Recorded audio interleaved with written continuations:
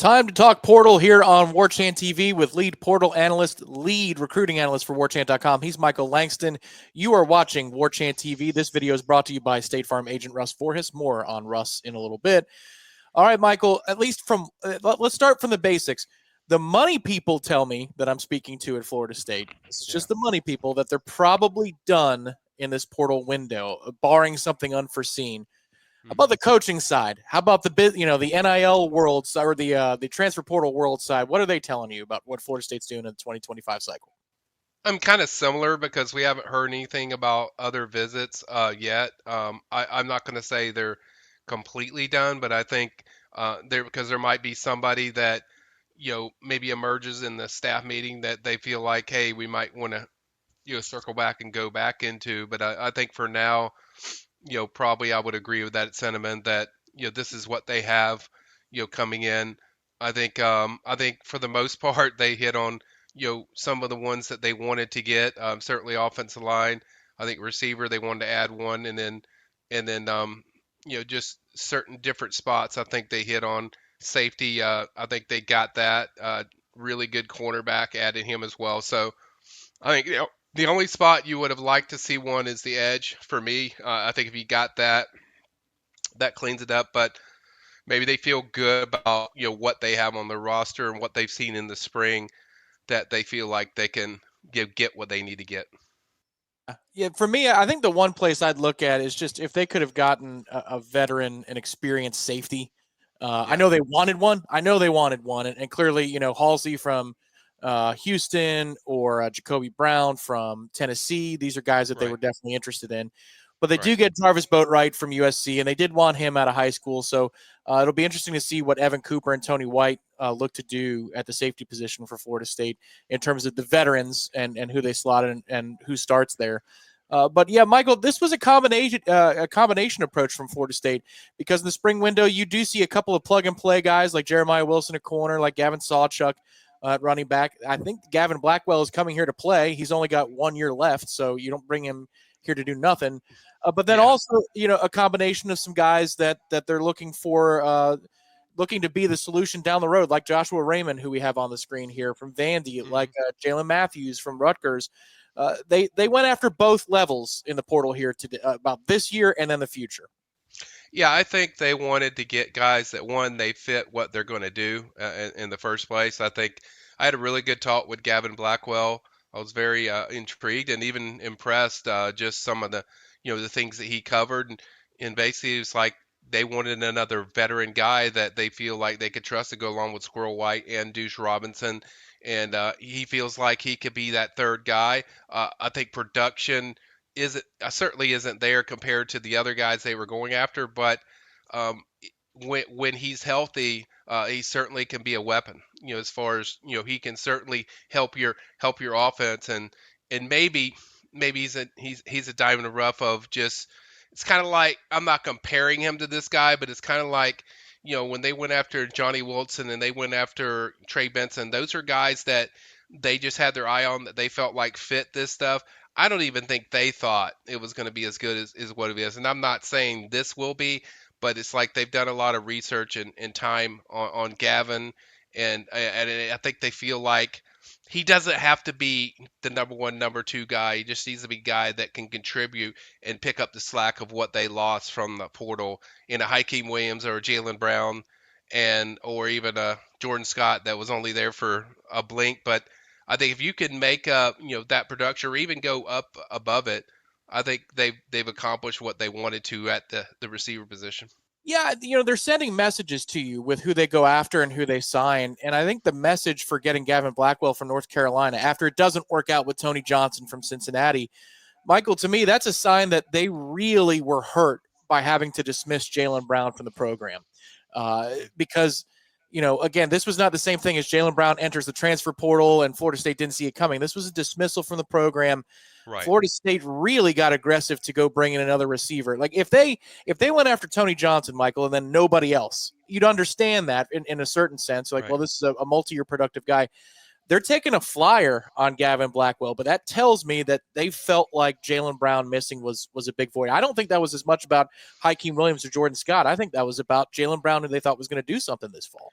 Yeah, they Jalen was having a fairly good spring from everything I've heard. Is a guy that they felt like could give a medium production, and I think that's what they're hoping for with Gavin, deep threat.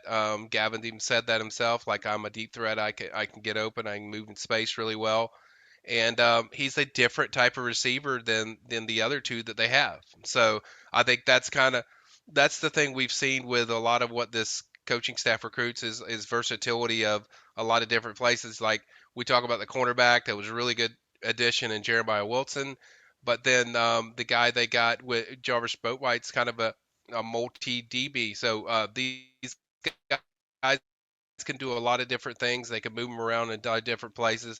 Was it the sexy one, like the first portal window, where there was a lot of sexy picks in there that you certainly stood out, like Deuce Robinson, Squirrel White, obviously Tommy, getting him at quarterback. I think this one's more just getting the fits that are in there. And yeah, they missed on some sexy ones that they wanted. Jacoby Thomas, they certainly want. That's the number one guy. That if they get that safety, I think you probably give that safety, grade a pretty high grade, A or something like that. If you get somebody that has production like what Jacoby or AJ Halsey, but I think AJ was always going to be very expensive. So how much are you actually going to put money on with what you have in the secondary? Returning. Uh, that's a tricky slope when you consider Conrad Hussey, all these guys in the secondary that are safeties that got a role already.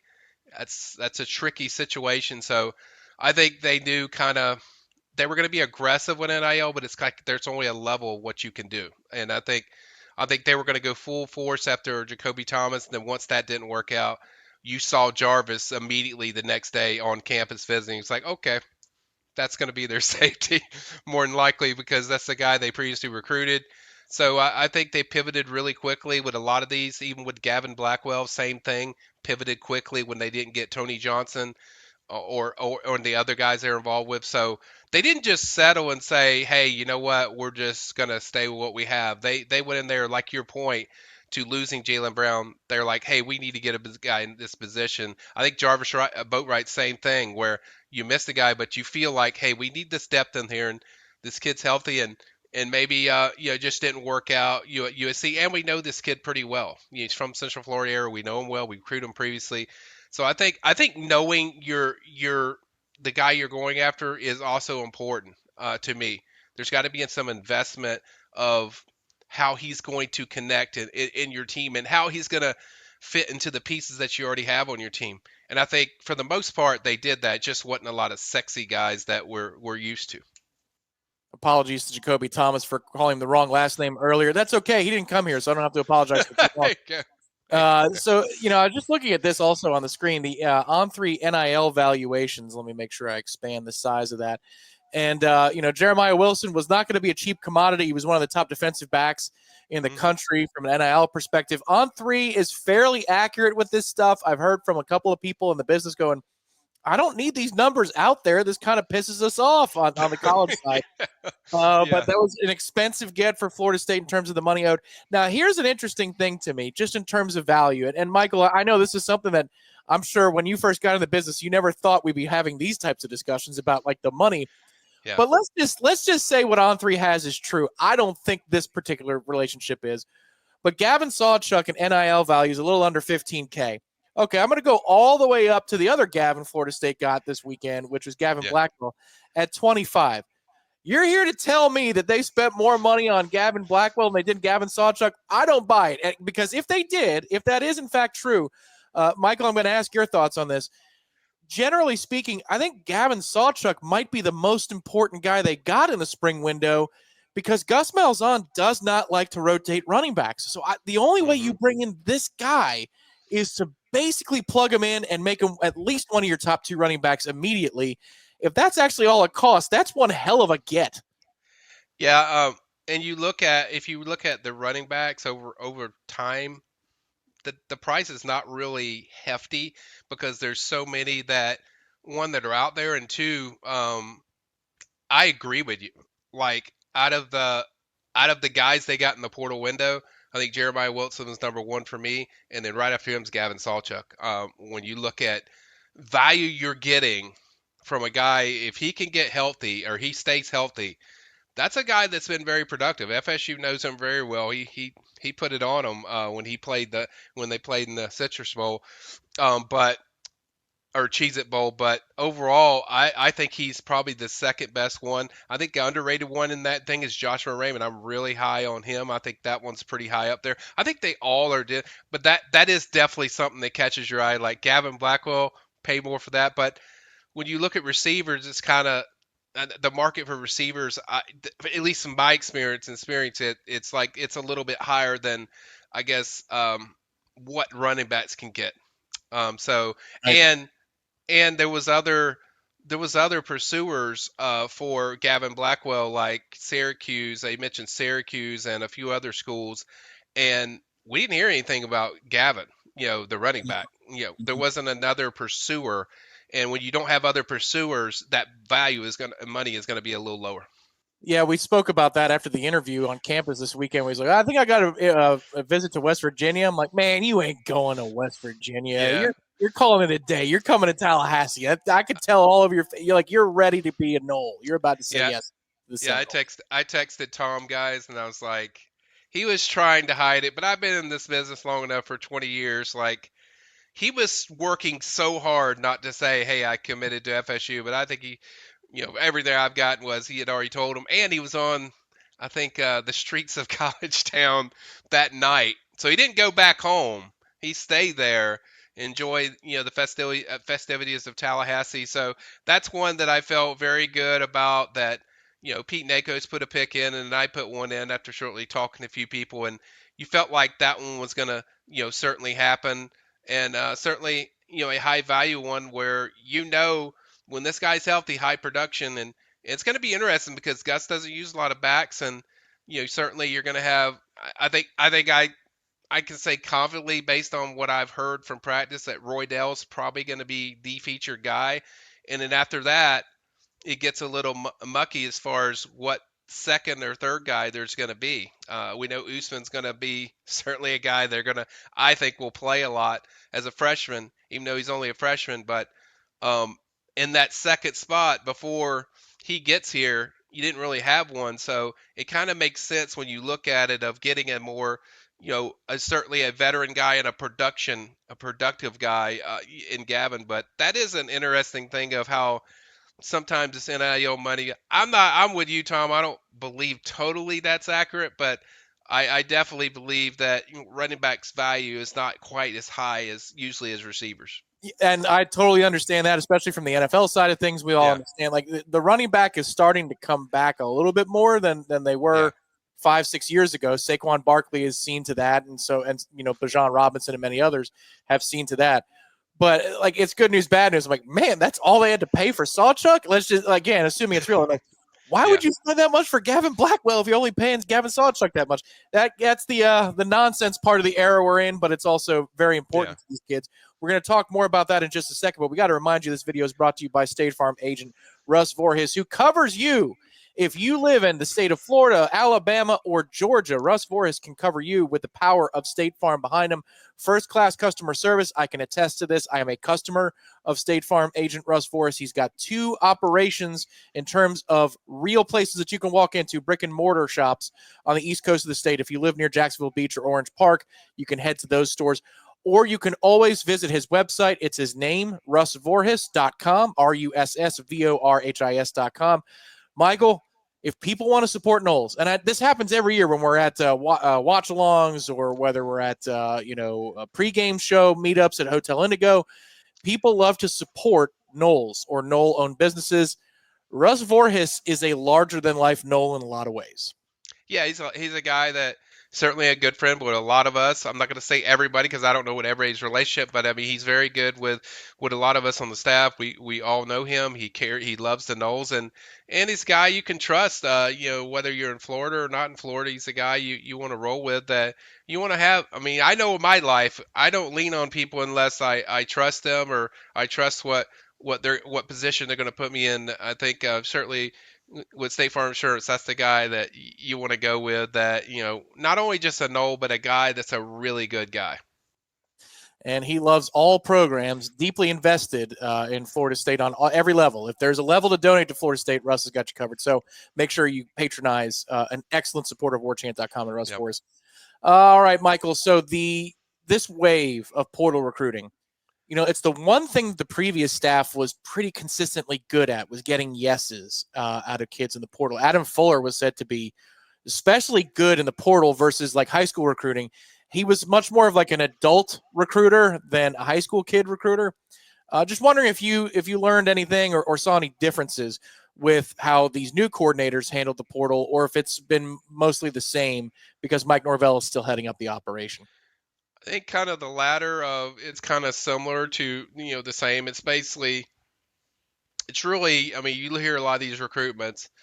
You hear Norvell, has got his handprints all over just the way these guys talk about them, the way they talk about the program, what's been run, the way their usage, and then in some cases like with Gavin Blackwell, who we keep bringing up, Tim Harris Jr. was one that he seriously had a really good strong relationship, and I think of a lot of these picks, particularly with Gavin Sawchuk is Gus Malzahn is he might not be on the road a lot, but man, he has a very big impact in a lot of these offensive guys they get.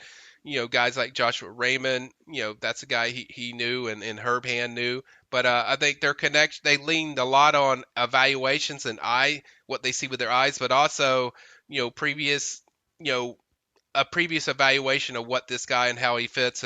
But I think mostly it was Mike, controlling most of it. But I think overall, the staff did a good job of making sure these guys felt like a priority over and over and over, no matter what. And then some of them just had a really good personal connection with their position coach, like with Blackwell and certainly with Salchuk with Yak. I think those certainly stood out. So I think they did it, but it's like you felt like Mike's in control of this when it comes to the portal. Yeah, it makes sense. Going back to the winter window, obviously we have the connections here, but I heard that Gus, specifically in the Deuce Robinson pitch, knocked it out the park. Like Gus Yeah. was the one that drove that bus. So it's not like these coordinators can't do it, but I agree with you. As I understand it, it's been mostly Mike Norvell driven, and it's the one consistent thing in terms of recruiting he's done well here. They've killed it in terms of the portal. Doesn't mean they're always hit on the guys, but Right. there were a lot of people they were competing for or competing with last year, even with the kids they brought in from the Georgias of the world, the LSUs of the world. So Mike Norvell continues to hammer it there. We do need to talk a little bit of recruiting before we sign off on this video, Michael, because now, barring something unforeseen, Florida State is going to be all in on prep recruiting. Hmm. What's the month of May like? The month of June like? I mean, there got to be official visits coming or events on campus. What is it going to be like for Florida State? It's going to be very chaotic. There's going to be a lot of official visits. I think when you combine May and June together, I think I counted like over 50 official visits. So there's going to be a massive, especially in the month of June, where I think all 3 weekends you're probably going to have over 13 official visitors for those weekends. So in May, there's kind of some weeks that are just sprinkled in where you know it kind of gets your appetite going. But then the official visits in June, I think it's going to really crank. And when I talked to Steve Wilfong about this, he's like, "Hey, the spring is kind of the interview part, and the summer is kind of closing time of this is where you're going to close. So certainly they need to close on some of these guys that are coming up. A certain Thomas County Central defensive end. They're hoping to change how that's going with Cam Brooks. I've heard Tony White went over there to see him recently. I think today. So that's one where I've heard he's going to officially visit FSU, and that's the only one that he has. That's what our Matt Lacer reported. But I think overall, we're going to really see what this staff is with all these official visits, and we're going to see what people think of FSU, what recruits think of them. Now it's decision times. Like, yeah, you can talk nice about them, and hey, this coach is really good, and I connect personally with him and all that. But in the summer, where they're going to be making decisions, this is when we're going to see, the toe hit the leather, so to speak, of what this staff is as far as from a recruiting standpoint. And then you get into the year, and we'll go from there. Now, I do think they'll get some pickups. I do think there'll be some commitments from these official visits, but I stand by what I've said before. I think during the season, that's when you're going to see the majority of their where they could clean up if they show a product that's certainly serviceable about what the recruits want to see. Yeah, that makes sense. This reminds me so much of a few years back, 2022.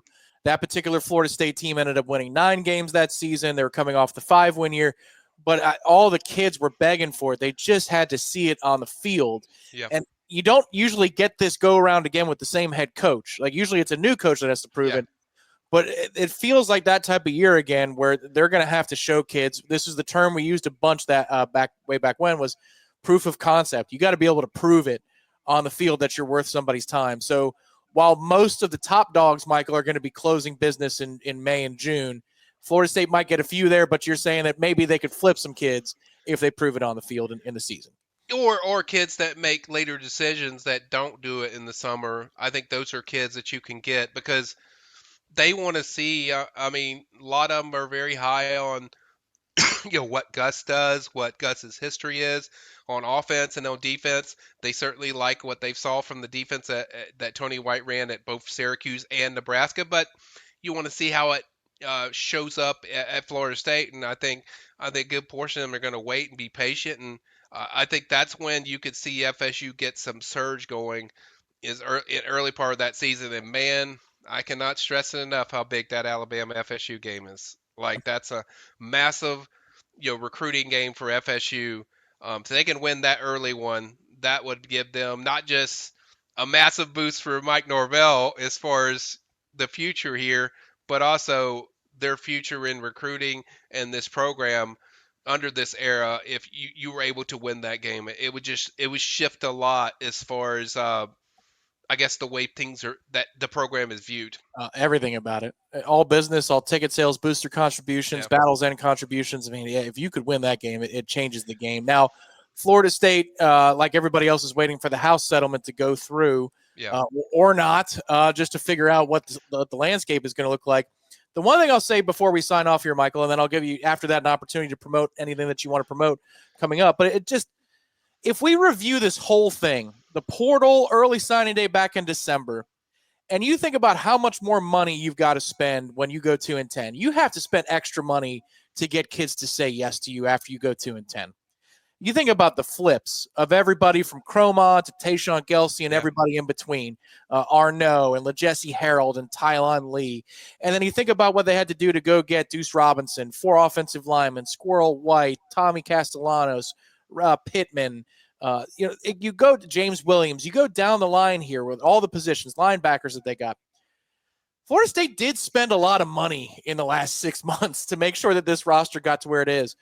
Florida State should have some money, even without the House settlement going forward, to make some yeah. waves here. Shouldn't they? I mean, like, that was not cheap what they've just pulled off in the last 6 months. No, that was a lot, especially with Usman Chromo. That was one that just came out of the blue. That was probably the golden unicorn for that whole class. To get him. I think the other ones, yeah, you had to spend a little money, to get that, but to organize it all together, to get some of these guys late, even to keep your guys that you had, like Kevin Wynn, Yeah. that was a stress fest for FSU with, Georgia and South Carolina. So there was a lot of them they had to hold on to because of that season, that they probably had to spend decent coin to get that solidified. And so yeah, they're gonna when that record is that what that record is, you're gonna have to spend some NIL value certainly. And I think certainly everything I've heard is they're prepared for it, prepared for this year, and we'll see if it works as far as that connection. But like I said, that if they could just show a product that is one that it can excite you, whether that's 8 wins or 9 wins. I think the main thing is the excitement level of what the product is. I think that's what fans want to see. Something fans can, because if fans can believe in it, then certainly I think recruits can. When you're looking at kind of where this thing is going, because that's what we need to see this year. I think it's a big year for Norvell and the staff where they have to prove it year to show what the program is right now. And it wouldn't hurt to get a yes or two along the way over the summer to build some recruiting momentum. For all of Yep. that information, you can sign up at warchant.com for just $1 for your first week. Head over to the Premium Recruiting Board, which has kind of been renamed. I've seen that Recruiting and Portal Board, because that's the nature of the business these days. Head on over to the PR and P board to go see the land of Michael Langston and Matt Lasser. Excellent coverage from Michael, as always. Michael, anything you want to promote before we sign off for today? No, I just want to thank everybody for what we gone through the whole portal season.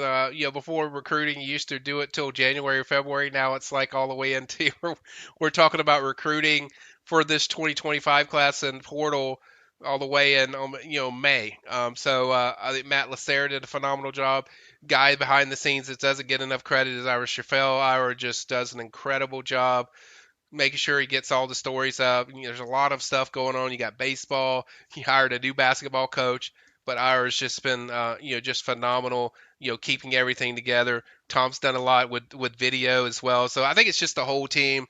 Just want to thank everyone first off of that, and then two, I'll probably do a story on kind of what's next, if there is anything next for the portal, and just how it now. What do they need? What else do they need? And then what do they need in high school? So I might throw all that in one, just a story come up to kind of get people geared up for what they're going to have to deal or go with as far as official visits, and just kind of take a dive into what people can expect, and then maybe before the season might do something about what a certain win would do for recruiting. It would do big things for everyone. I think this is where we get to have fun a little bit, because we're Nole fans, but then also we're business people, and we're like, every hat I wear would benefit from a victory against Alabama. Yes. Would you Yeah. please bother to beat them? All that coverage leading up to everything Florida State, Alabama is right here on Warchant TV, warchant.com. If you enjoyed this video, hit the like button underneath, subscribe to the channel. It's absolutely free. You can always add on a Warchant Premier membership if you want cool emojis and some extras, but we're always going to keep the main, and it's going to be free here on Warchant TV. Michael, appreciate the time as always. You got it, man. All right. Thanks to State Farm agent Russ Forrest for sponsoring this video. We'll talk to you next time right here on Warchant TV.